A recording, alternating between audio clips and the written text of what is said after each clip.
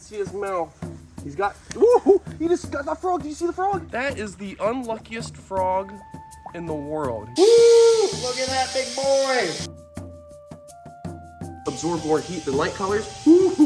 My leg is nice and healed up from that crocodile bite, and I can start wearing good boots. Let's take out Allison and give her a nice cleaning. Ooh, big, beautiful Tanzanian black mamba.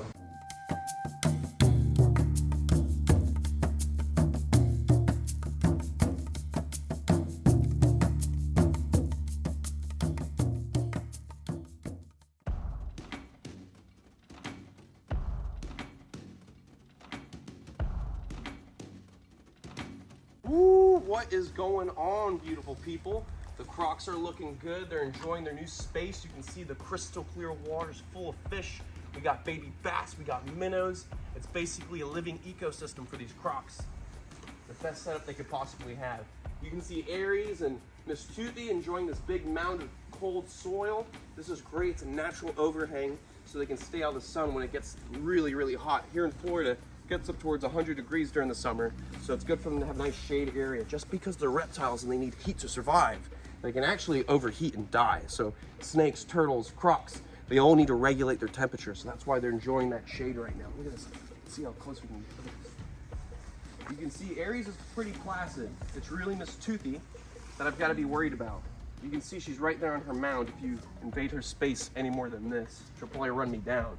And we don't have any food. They're on a diet now. After eating the pig, chickens, and the whole rabbits and the rats, they've gotten lots of good gut content. It's time to put them on a diet. Crocodilians can actually go a whole year without eating any food.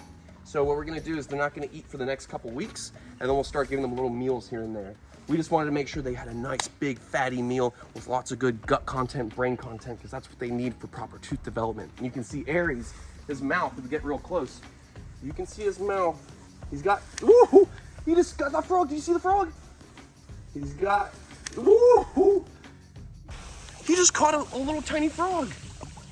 That is the unluckiest frog in the world. You gotta be kidding me. He just caught that tiny little frog. Miss Toothy, are you catching frogs like that? Look at this, he's gonna eat it. Do you see the frog in his mouth? He just caught a tiny little leopard frog. Are you kidding me? What a tiny little frog to catch. That was incredible. So he's like, a diet? I ain't going on no diet. Woo, I can't believe he just caught a tiny little leopard frog. And he's gonna swallow that thing down. That is so silly. And then you can see Miss Toothy is interested. She's right there underneath the surface. And this is what's good about this natural spring water. Crystal clear. I can locate where the crocs are at all times, so it's safer to work around them. That is so ridiculous. You can actually see the guts of the frog hanging out the side of the mouth, and all the little minnows are trying to take it away from Aries. Wow. How cool are crocodiles?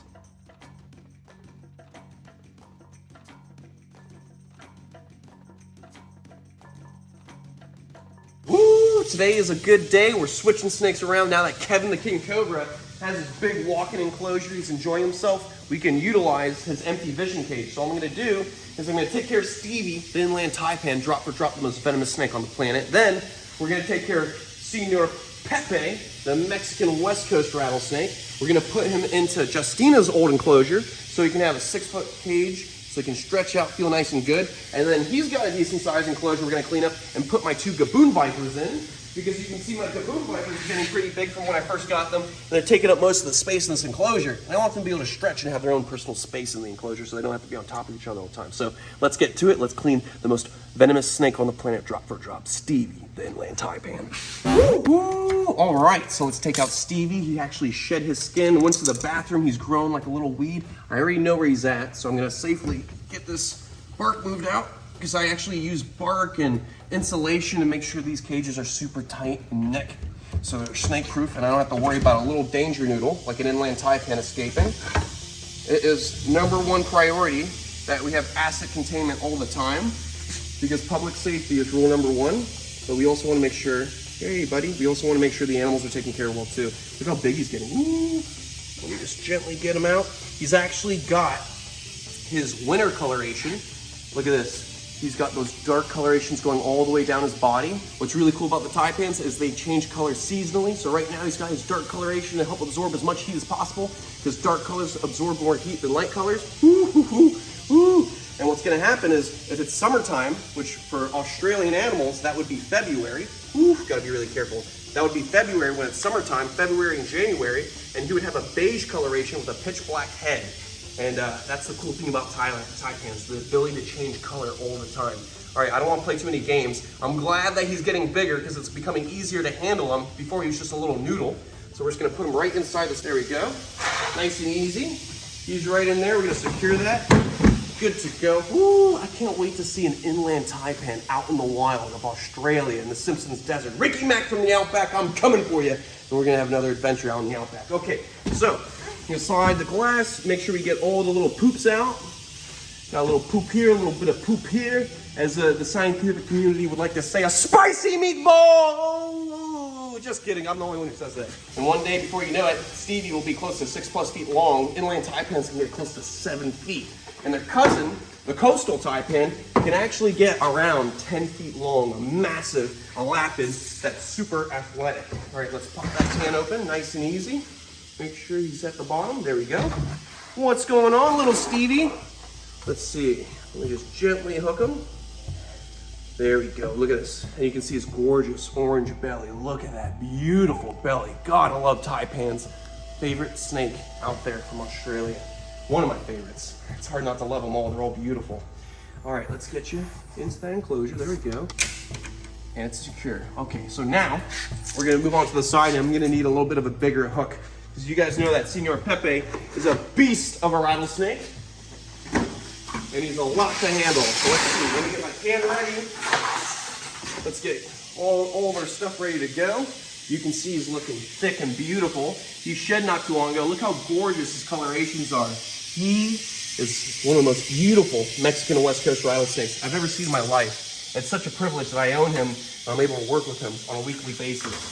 All right, let's see how we're cooking today, Pepe. I'm just gonna go for one of his coils, gently pull him out.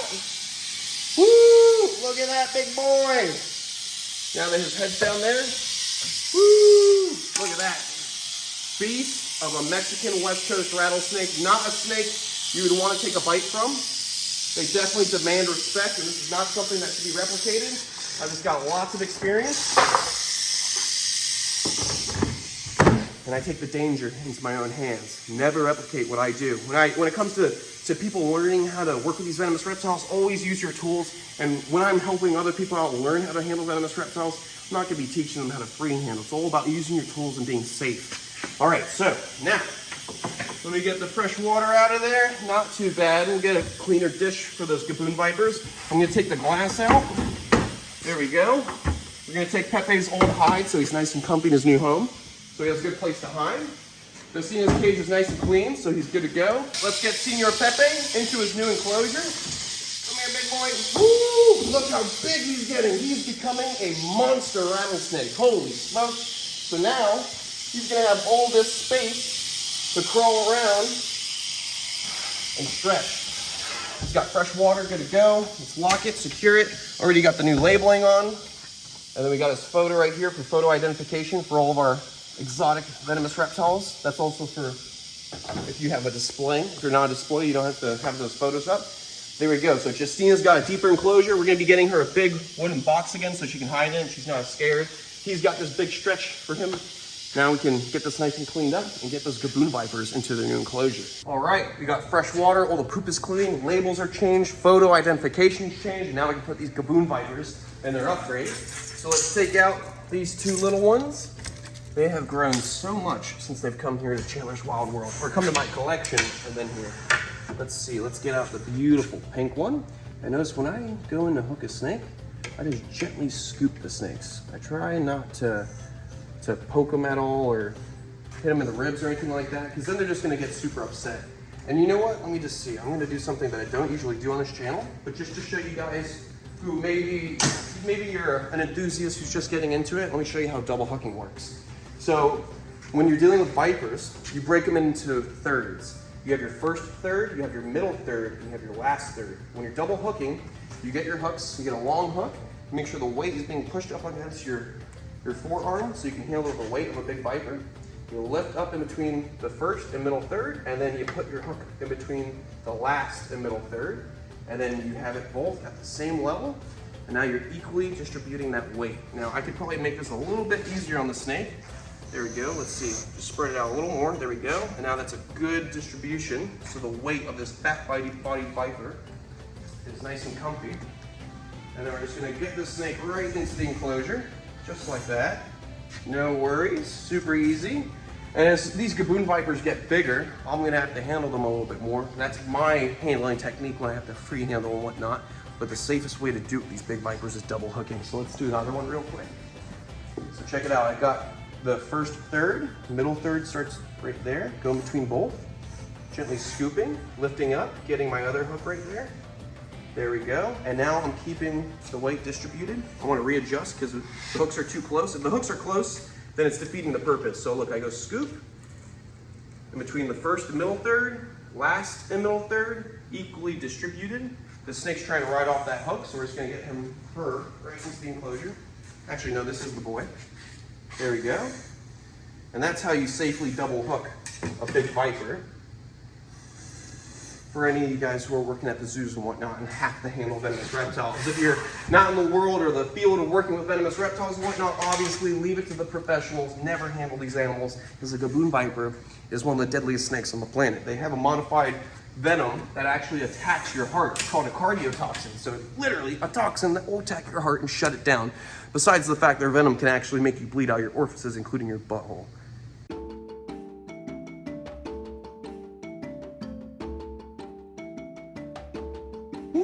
What is going on, my beautiful people? We just got finished cleaning a bunch of snakes, and now it's time for Allison the black mamba. You can see she's hanging out. She's got at least like 6 different spicy meatballs hanging around the enclosure, and that's because since I was injured, I couldn't deal with her. So I've been waiting until I feel real comfortable to be moving around to clean this enclosure. It's not that bad. It's just dry poop here and there.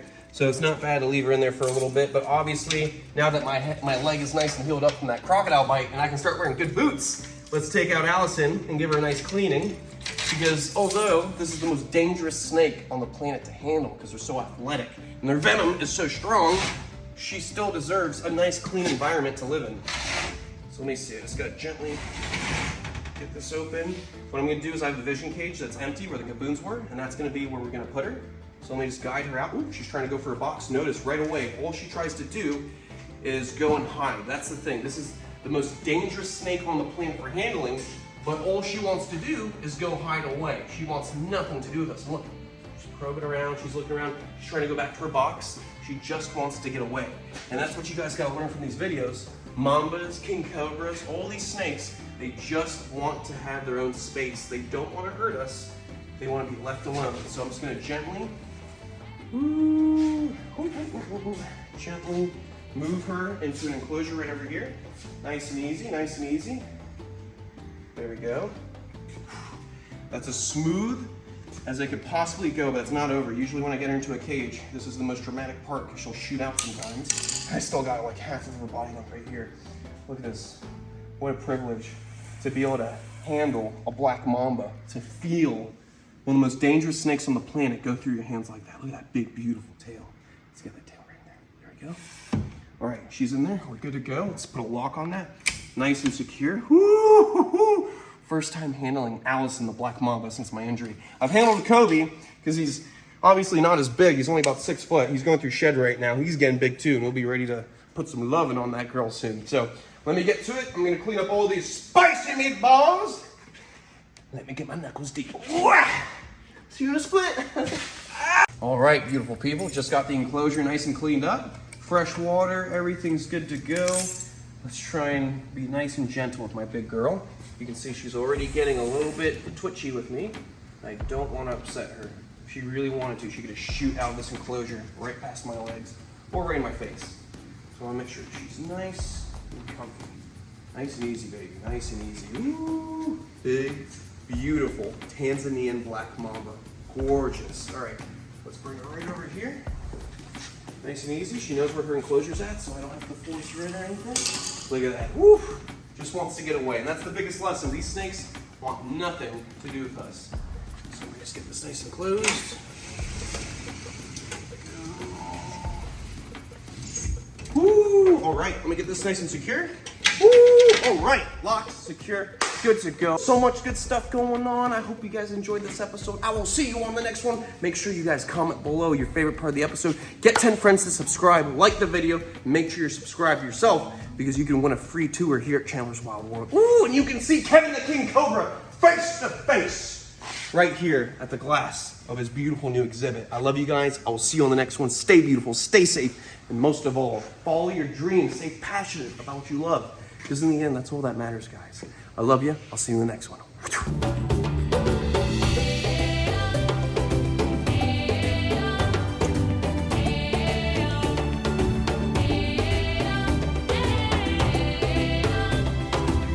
He's got, woo-hoo.